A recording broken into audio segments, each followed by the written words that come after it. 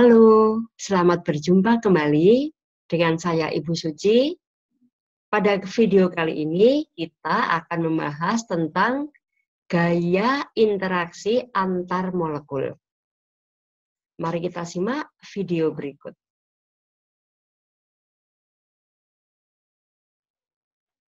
Setelah kita belajar tentang ikatan ion, tentang ikatan kovalen, dan lain-lain, kembali kita akan menyampaikan gaya interaksi antar molekul. Bagaimana? Jadi, kalau ini ada senyawa molekul gitu, nah ini yang kita pelajari adalah gaya interaksi yang terjadi antar molekulnya. Jadi bukan misalkan H2O-nya atau HCl-nya gitu, bukan, tapi antara HCl dengan HCl, atau antara CH4 dengan CH4. Nah, seperti itu yang mau kita pelajari. Berikut. Apa sih gaya interaksi antar molekul itu? Jadi, ada gaya tarik-menarik antar molekul yang saling berdekatan atau gaya yang terjadi antar molekul itu.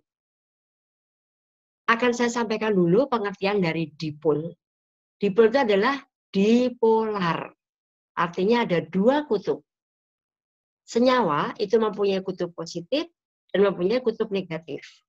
Biasanya ini untuk senyawa yang polar, kovalen polar. Kemudian kekuatan dipol lebih lemah dibandingkan kekuatan ion. Jadi kalau pada ion itu ada ion positif namanya kation, ion negatif namanya anion. Ya. Ada 3 yang mau kita bahas, yaitu ada gaya London, ada gaya van der Waals, dan ada ikatan hidrogen. Saya akan menjelaskan satu demi satu. Yang pertama, gaya London dulu. Nih, gaya London. Gaya London atau gaya dipol sesaat atau terimbas adalah gaya tarik-menarik dipol yang terjadi pada molekul non-polar dan pada senyawa yang berwujud gas. Gaya London ini mempunyai gaya tarik-menarik yang lebih lemah karena hanya terjadi sesaat.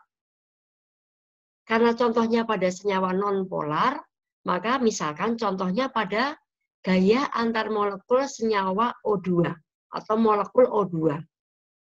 Di mana molekul O2 adalah senyawa atau molekul yang non-polar. Kita lihat ya. Nih. Ini antara O2, dia merupakan dipol sesaat dan mampu mempengaruhi di sekitarnya.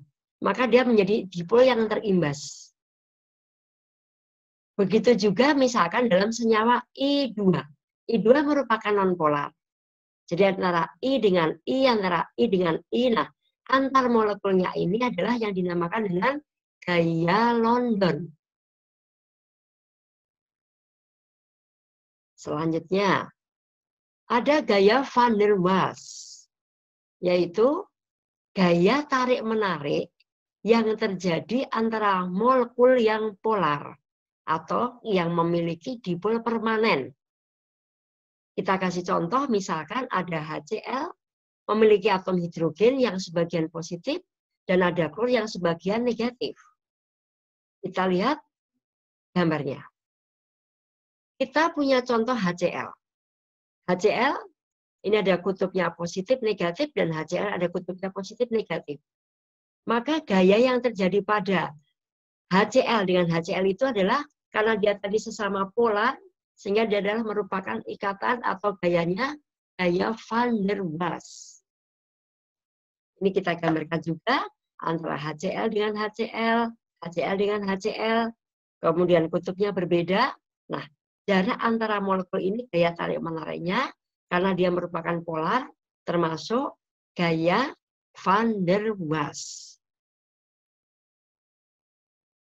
Berikutnya, kita membahas yang namanya ikatan hidrogen. Kita sudah tahu yang namanya ikatan hidrogen itu adalah ikatan yang terjadi karena antara gaya antar molekul yang memiliki antara H dengan unsur yang mempunyai elektronegativitas paling besar, yaitu NOF. Jadi ikatan yang terjadi antara H dengan N, H dengan O, H dengan F. Kita kasih contoh misalkan ya. Ada NH3, ada H2O, ada HF. Kita lihat digambarkan sebagai berikut. Ini, ada NH3. N mengikat H3, kemudian ada N yang lain, molekul yang lain, N mengikat H3. Nah, gaya atau ikatan yang terbentuk di sini nih, antara NH3 yang satu dengan NH3 yang lain, itu membentuk yang namanya ikatan hidrogen. Karena terjadi antara H dengan N. Untuk NH3. Bagaimana untuk H2O? H2O kita juga sama. H2O itu adalah O mengikat H jumlahnya 2.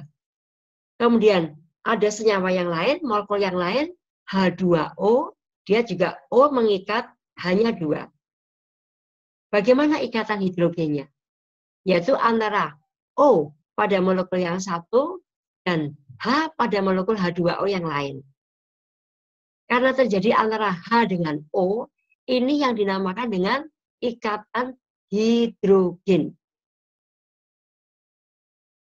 Yang ketiga kita lihat ya, ada HF. HF dengan HF. Maka ikatan hidrogennya adalah F dengan H dalam molekul yang lain. HF, F yang satu. HF, H yang lain. Nah, berikutnya juga demikian, maka antar molekul HF dengan HF itu terdapat yang namanya ikatan hidrogen.